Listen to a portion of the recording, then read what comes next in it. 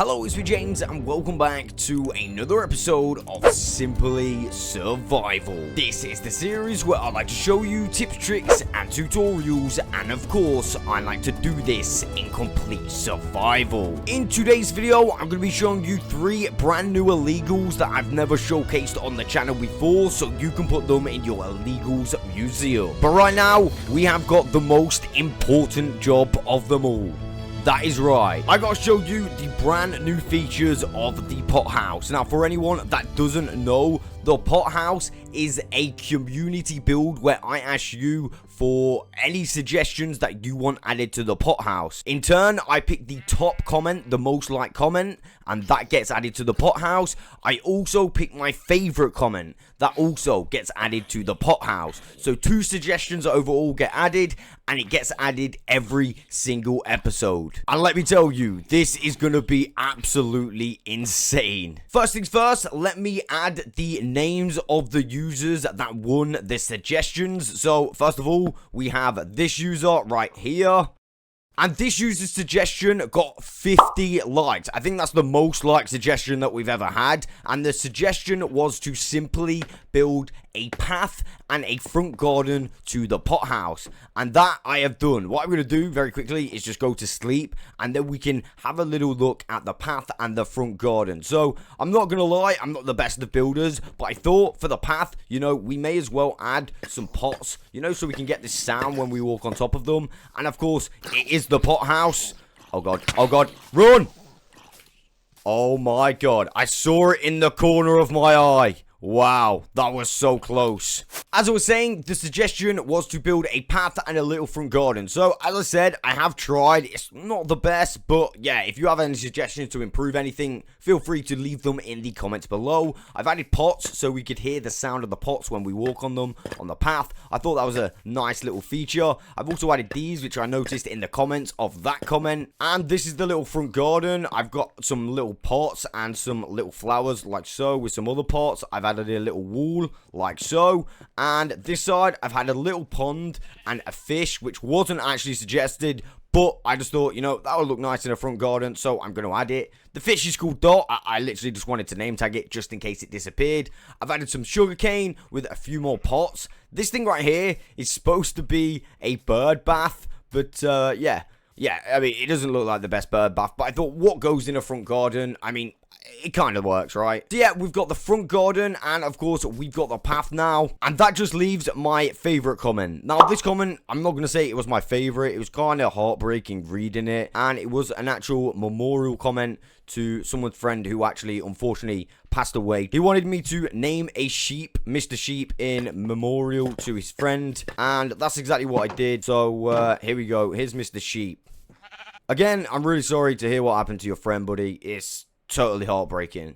And of course, that wasn't my favorite comment to read. It was kind of upsetting, but I kind of felt it was the least I could do. We are going to add this user to the wall of names as well. So there we go, that's the name, and I'll just go forward so it's all the way in the middle. Now, one final thing I want to say about the pot house suggestions, with respect, I don't want anybody else to comment memorial posts for me to add to this pot house. Purely for the fact, if more than one person picks a memorial post, it's virtually impossible for me to pick who to put in the pot house. And as much as I would love to put everyone a memorial who's lost loved ones, I physically wouldn't be able to pick between them. So, if possible, can we keep it just Minecraft related and stuff like that? Again, with the utmost respect. I hope everyone understands. But for the record, Dude, of course it starts raining. But yeah, as I was going to say, for the record, I am super happy with the progress of this pot house. This thing is absolutely going to be insane. Remember, if you want to add a suggestion, leave them in the comments of this video. The top most liked comment will get added no matter what it is. And also, my favorite comment is going to get added. So yeah, onto the video. So for illegal number 1, we have these super awesome new plant illegals. One of them is a bamboo plant, which is not even properly growing, as you can see. And then we have the picture plant. I'm really bad at saying that, so yeah, correct me if I'm wrong. But yeah, you can see here, we've got the weird textures, and the half-grown one, and also this one, which is a weird texture. Unfortunately, this one always grows underneath, so we can't just have this one floating. But these things are reasonably easy to make. However, I would say the bamboo one is slightly harder. I'm going to show you right now in a clip I made earlier on how to make these. First of all, you're going to want to grab yourself a hoe, not an IRL one in Minecraft, and you're going to want to hoe some land, and then get your pitcher pods and place them on the hoed land. At this point, you're going to need some bone meal. Now, the first ones I like to do, because you actually get the pitcher pods back, is the half-grown one. So if you bone meal them 3 times, that's 1, 2, and 3, 1, 2, and 3, and of course I've got a few set up, so I've got a number of different chances. Fortunately enough, I was able to do this first time. You can see all I did to actually do it is break and place the bottom of the pitcher pod. I'm really bad at saying that. Again, once you've got both of them floating, you can actually bone meal them up to get the textured version. Now, that one that I just did will never ever grow fully, so it will actually give us a half-grown pitcher pod. Now, for the last one, we are going to want to bone meal it one more time to make it a fully grown pitcher pod. And basically grab a pod and try and break and replace it from the bottom. Unfortunately, I wasn't able to do this one first time, although I was able to do it, I think, 3rd time. So again, I failed again. This time, I'm going to bone meal it 4 times again to make sure it is fully grown, and I'm going to break and place, and again, I wasn't able to do it. So one more time, I'm going to fully grow the pitcher pod, and then I'm going to break and place the pod kind of stem at the bottom, and this will actually give us a floating pod plant, as you can see. Now, this one will actually grow up towards it. I don't bone meal this one, I just leave it, and that one will fully grow on its own, which is kind of a shame. But yeah, it looks super cool, looks super nice. I think these are really nice illegal to get. Now we have the bamboo. Now, I'm not going to lie, when it comes to the bamboo, it's a completely different story. This is almost definitely going to take you more than one time. I mean, if you get it on first try, that is really good for you. I practiced this so much, and I really struggled. I only ever got this to work twice. Literally twice, and that is the 2nd time I ever got it to work. The first time I ever got it to work, I accidentally broke the bottom, and yeah, so now we have a floating piece of bamboo on a bamboo shoot, if you like. Now, to stop these from growing, what I decided to do was grab myself some string and place it on top of the bamboo. This way, I've got a normal piece of bamboo, a bamboo shoot, and a bamboo on top of a bamboo shoot, and all of them will have string on top of to prevent them from growing any higher. If you don't put the string on or something to stop them growing, they will continue to grow, and they will get really tall. Eventually, I want to put a glass case around this thing, so that's exactly why I put the string on. And for illegal number 2, I thought we would add an illegal mob. I haven't done an illegal mob in quite some time, and the illegal in question is this: the always flapping chicken. That is correct. Now, who does not want an always flapping chicken? Come on. I mean, we all want always flapping chickens, and this is exactly how you get them.